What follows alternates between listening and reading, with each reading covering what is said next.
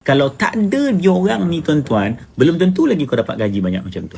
Mesti akan ada tuan-tuan lebihan rezeki yang sangat besar yang Allah akan berikan kepada kita. Sebab itu doa kita pada hari ini kadang-kadang bukan untuk diri kita, tapi untuk mereka yang berada di sekeliling kita. Serius, saya kata tuan, kehadiran mereka yang berada di sekeliling saya ni tuan-tuan, walaupun kadang-kadang dia bukan nak kata beban, tak, dia ada komitmen lah.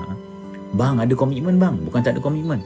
Anak saya ramai, isteri saya, rumah, kereta, tu semua komitmen tu. Saya banyak kali, kadang-kadang saya bercakap dalam jiwa saya tuan-tuan, hati kita ni jahat. Kalau aku bujang ni, ya Allah, kaya-raya aku ni. Kalau aku bujang ni, apa benda aku nak beli, semua aku boleh beli.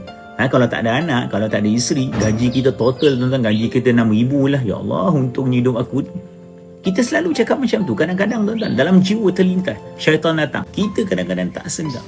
Kehadiran mereka itulah yang menyebabkan pada hari ini gaji kita ditambah, pangkat kita dinaikkan tuan-tuan, rezeki kita sentiasa ada, mengalir. Allahu Akbar. Diorang punca bagaimana Allah luaskan rezeki kita.